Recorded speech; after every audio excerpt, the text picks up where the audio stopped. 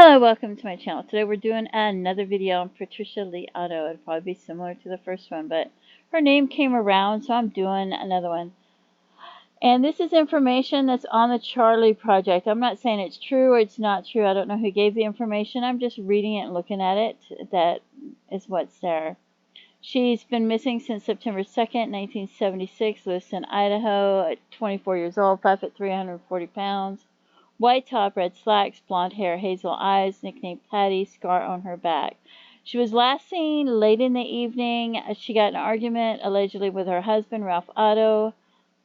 She may have left the house angrily, but she never returned. She left behind all her belongings, including her car and her wedding rings, which she normally didn't remove. The rings were found in his coat pocket, but since then they've been lost. They had a difficult marriage. She'd left him before taking the children. She'd filed for a divorce before. Later they reconciled. They were supposedly fighting that day. And after she disappeared, he told their children that she had abandoned them. So they believe that he murdered her. Well, they believe she was murdered and he's the prime suspect because they've never heard from her. And of course she left her belongings in her vehicle and everything. And she didn't take her children. And one of the daughters said he was an alcoholic who I guess he made incriminating statements about himself in relation to his wife's case. Another daughter, then 3 years old, said she saw her father assault her mother on the night she disappeared, and that was the last time she saw her mother. And her father had his hands around her neck. Less than a year after she vanished, she was convicted of hiring a contract killer to murder the lead investigator in his wife's disappearance. The verdict was overturned on a technicality in 1981, however, and he died of a heart attack a few years later while in jail on an unrelated charge. So the daughters ended up being raised by their paternal aunt and uncle after their father's death, and one of the daughters has now passed away, and the other one might still be alive and looking for answers, and the case remains unsolved because it's been since 1976. And you can see she's such a beautiful young lady. And this is the one that I noticed before that I thought looks like her. So here I'll show you pictures back and forth. So look at the photos so you can see what you think, because I thought, wow, they look so similar. Okay, so this woman was found Finley Creek, Union County, Oregon. Estimated date of death 1970 to 1975. Skeletal remains. Height 5'1" to 5'4", 114 to 140 pounds. Light brown, sandy or blonde hair. She was pregnant and likely in her 6th to 8th month of pregnancy. So then it's got, she was wearing a halter bra, red Catalina pants. Hold on. She was wearing red slacks, a white top and red slacks. And this one was wearing red pants as well. And a halter top. So,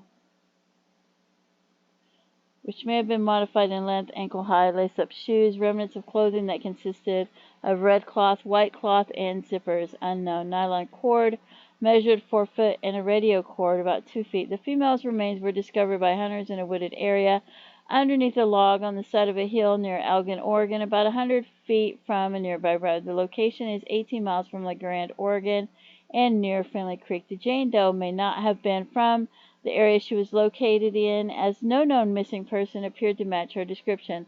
Authorities theorized she could have kept to herself to maintain a low profile if she spent some time in the area. Some investigators considered the possibility that a teenager or young woman may have fallen victim to Gary Leon Ridgway. So, and I don't know, maybe she wasn't really showing to people because if she was thin, I remember with one of my children, the people around me didn't even notice I was pregnant till it was about a month before I was about to give birth, and then they're like, oh, wow, you're pregnant. So, and then we have this Jane Doe, 1981, Olympia, Washington. Estimated date of death 1969 to 1979, 20 to 30 years old.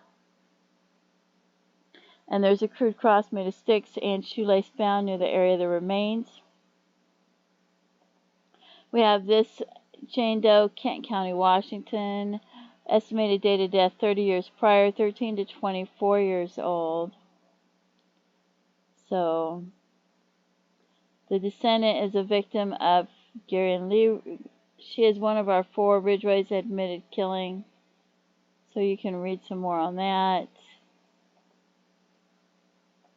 So I don't think that would be her. And then we have this Jane Doe in Lynn County, Oregon, years prior. I think there was a girl that went missing near Lynn County, but there's a few Jane Does there. So,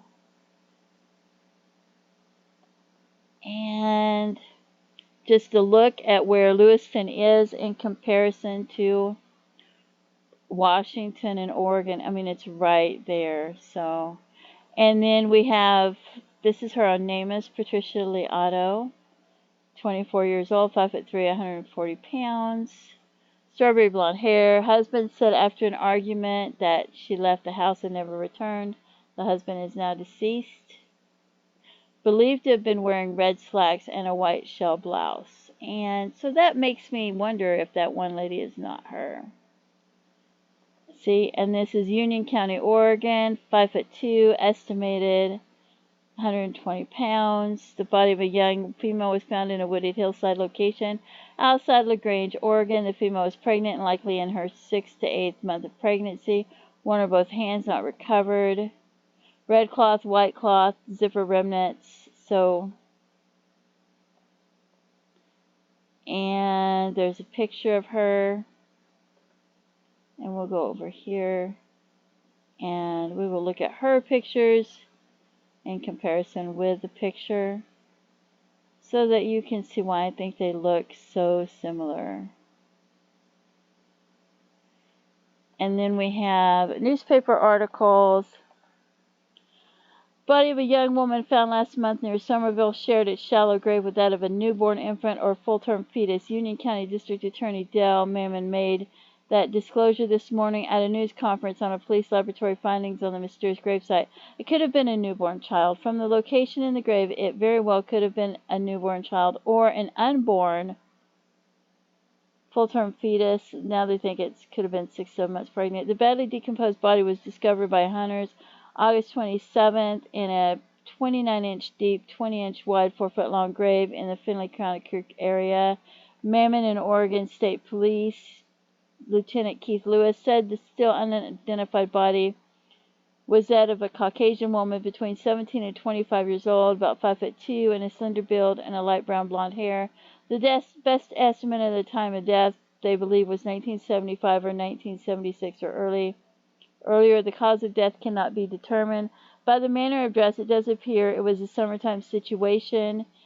T-types have been sent to the police agencies in different areas. You can read that.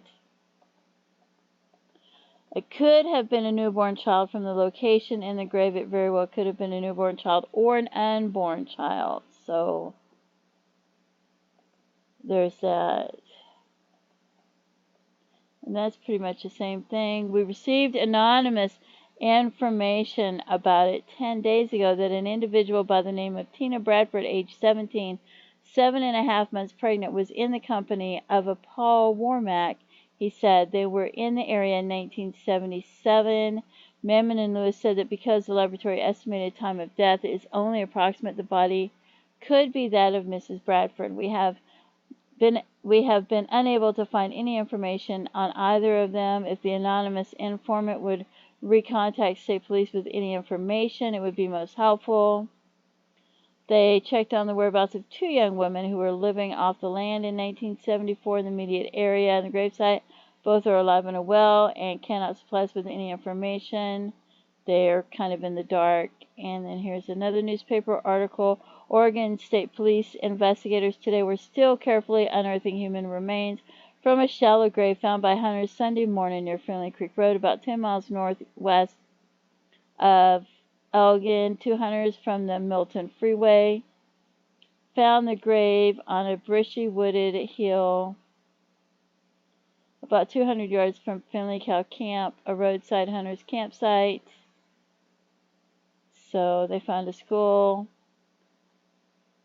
on top of the grave mound and bones scattered nearby. An animal had apparently dug up part of the grave, which straddles a narrow deer trail. So anyway, there's that. You can pause that and read it if you want to.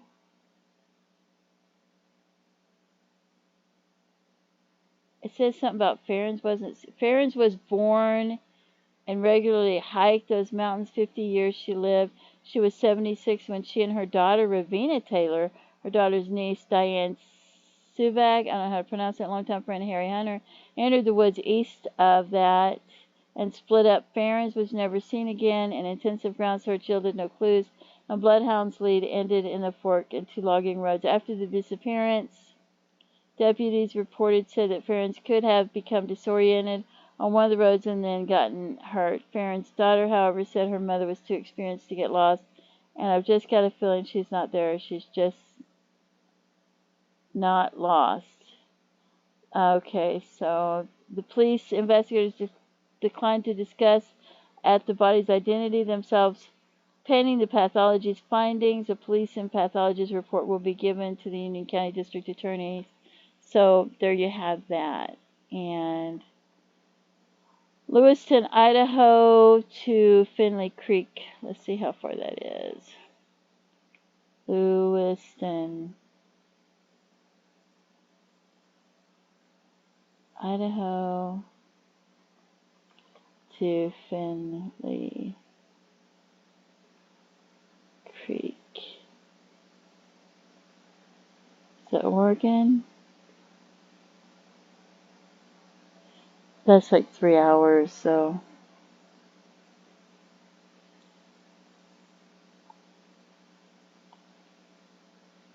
It's Oregon, right?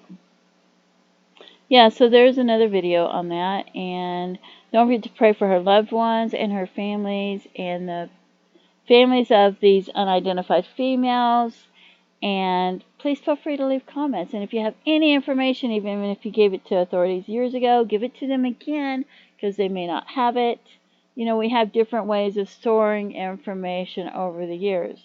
One person might be writing notes.